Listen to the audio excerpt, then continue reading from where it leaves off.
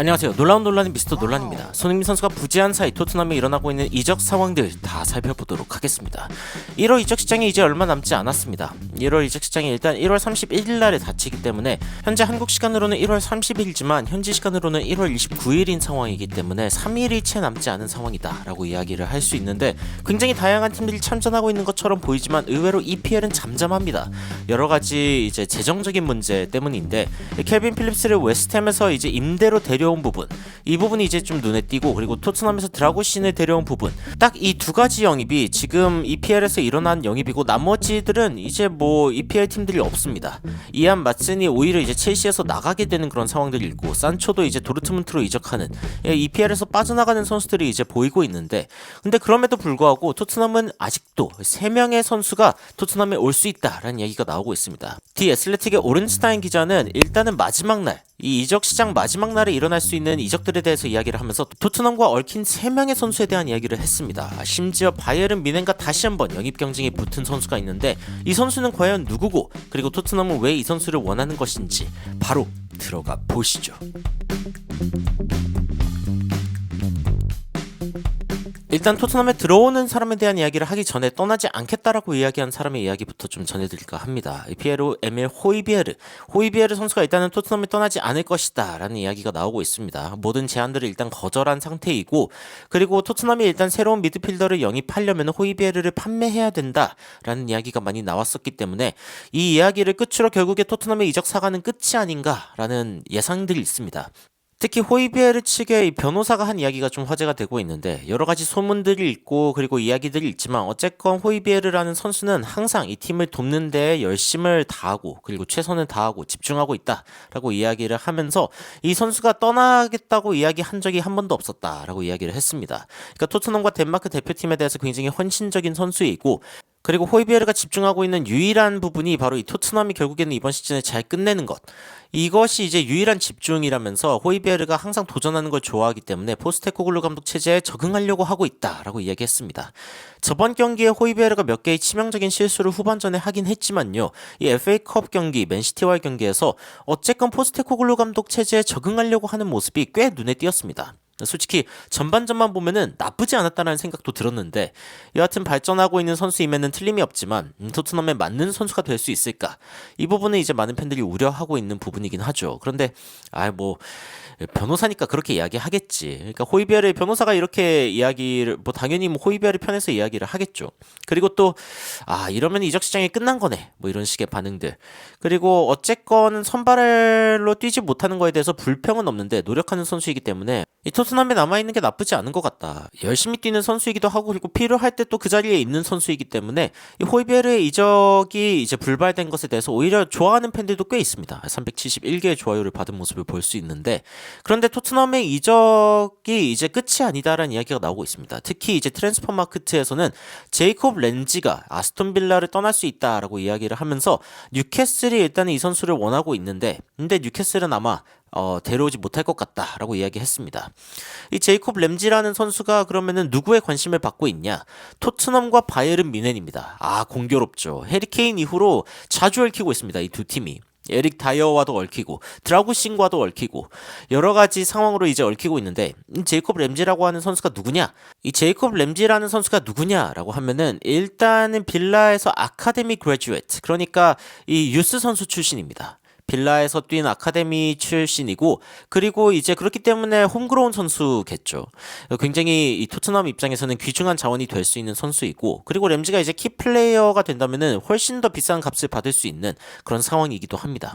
근데 아스톤 빌라가 이 선수를 왜 팔려고 하냐라고 했을 때, 일단 돈이 필요해서입니다. 특히 이 PSR, Profit and Sustainability Rule, 최근에 이제 재정적 페어플레이 관련된 이야기가 굉장히 많이 나오고 있는데, 그리고 막 승점 삭감이다 뭐다 이런 이야기가 프리미어리그에 굉장히 많이 나오고 있죠. 그런데 보니까 아스톤 빌라도 지금 이 부분에 대해서 좀 문제가 있는 것 같습니다.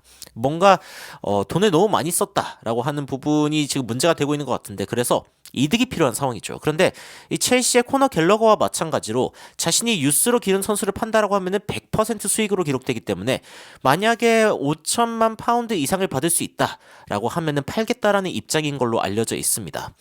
그리고 이제 만약에 램지를 데리고 있겠다라고 결정을 하게 된다면은, 이 돈을 어디서 구할지에 대해서 알아봐야 하는 상황. 그러니까 굉장히 긴급한 상황이다라고 할 수 있죠. 근데 이걸 보면 또 여러분 생각나는 게 있지 않습니까? 평소 놀라운 논란을 또 자주 보셨던 분들이라면 이거 또 랩이네 라는 생각이 드실 겁니다. 굉장히 재정적인 위기에 있는 에버튼에게서 히샬리송을 사온 것, 그리고 노팅엄 역시 재정적인 문제를 겪고 있는 상황에서 존슨을 팔아야 했던 그 이유, 결국에는 레비 회장이 상대방의 재정적인 약점을 공략해가지고 선수를 데려온 건데, 이 선수 역시 비슷하지 않을까라는 생각이 듭니다. 그러니까 이 21살의 굉장히 어린 재능, 그리고 굉장히 좋은 재능이라고 평가받고 있는 이 아스톤 빌라의 유스 선수가 지금 토트넘으로 올 수 있게 되는 상황이 바로 이 레비 회장 때문이다라는 이야기인데, 바이에른 뮌헨도 참전하기는 했습니다만 요즘 바이에른 뮌헨이 토트넘에게 많이 영입 경쟁에서 지고 있습니다. 그래서 이 제이콥 램지의 영입이 가능할 수 있다라는 이야기가 나오고 있고, 그리고 이제 안토니오 누사가 브렌트포드에게 이제 하이제킹을 당했다라는 이야기를 했는데 확정이 안 되고 있습니다. 그러니까 금방 확정이 될 거라고 생각했습니다. 선수가 어쨌건 브렌트포드로 가고 싶어 하고, 그리고 브렌트포드 역시 선발 시간을 제공하겠다고 했고, 그런데 이 안토니오 누사가 지금 브렌트포드로 가는데 약간 걸림돌이 생겼다. 이게 뭐 약간 메디컬 관련된 이슈인지 아니면은 뭔가 에이전트의 받아야 되는 가격 관련된 문제인지, 어쨌건 뭔가가 풀리지 않으면서 안토니오 누사의 이 브렌트포드 행이 지연되고 있다라는 이야기가 나오고 있습니다. 그런데 또 이런 이야기 듣다 보면은 레비 회장의 어떤 보이지 않는 손이 느껴지죠. 아담 스미스가 아니라 지금 레비 회장의 보이지 않는 손이 시장에 작용하고 있는 것 같은 느낌이 듭니다.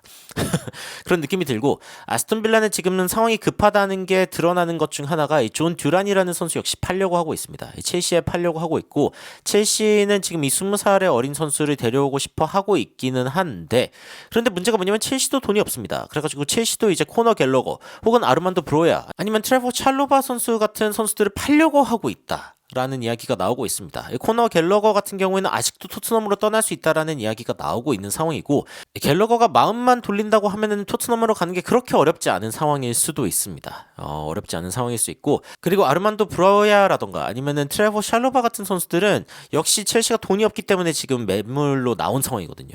그래가지고 울버햄튼이라던가 아니면 풀럼 같은 선수들이 지금 브로야를 데려가려고 하고 있다라는 이야기가 나오고 있는데, 일단 떠날 것이라고 보장할 수는 없는 상황이기는 하지만 여튼 관심이 있는 상황이다라고 이야기가 나오고 있고, 카림 벤제마를 첼시가 원한다라는 이야기도 있기는 했지만 너무 나이가 있는 선수들은 주급도 비싸고 힘들기 때문에 콜 파머 혹은 말로 구스토 같은 선수들을 영입했던 첼시가 좀 더 어린 선수들을 노릴 확률이 높지 않나라는 이야기가 나오고 있습니다. 그리고 안토니오 누사 역시 지금 뭔가 문제가 있다라고 말씀을 드렸었는데, 토트넘과 첼시가 아직도 쫓아가고 있고, 그리고 아직 사인도 제대로 하지 않은 것 같아요. Until the ink is dry. 잉크가 마르기 전까지는 뭐 아무것도 확실하게 말할 수 없다라고 이야기를 하고 있죠. 사인하기 전까지는 모르는 겁니다. 그래가지고 브렌트포드로 가지 않을 수도 있다라는 이야기가 나오고 있습니다.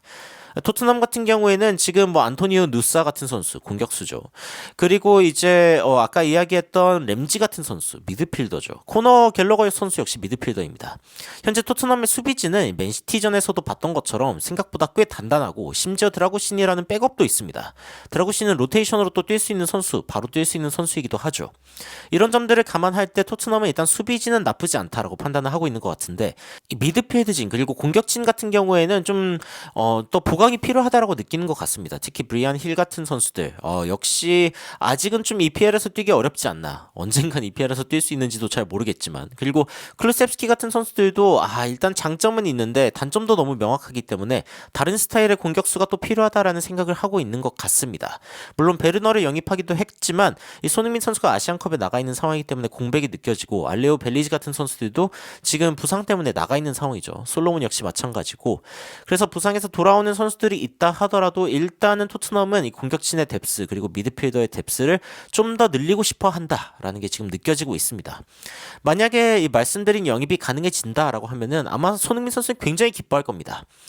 토트넘이라는 스쿼드가 좀 완성되어 가고 있다라는 느낌이 드는 거고, 사실상 이 선수를 모두 영입에 성공한다면은 토트넘은 생각보다 빠르게 이 스쿼드를 두껍게 하고 그리고 강하게 만들 수 있는 어떤 배경이 탄생한 거죠. 마치 클롭 감독이 리버풀에 부임했을 때 조금씩 클롭 감독의 색깔로 리버풀을 바꿔갔던 것처럼 이 토트넘 역시 좋은 길로 가고 있다라는 생각이 듭니다. 한 가지 걸리는 게 있다면 손흥민 선수가 지금 팀에 가장 오래 있었던 선배 역할을 하고 있기 때문에 이 손흥민 선수가 가장 좋은 모습을 보여 보여주고 있는 이때 빨리 결과를 냈으면 좋겠다라는 생각이 있는데, 근데 토트넘은 어쨌건 바른 방향으로 나아가고 있다라는 생각이 듭니다.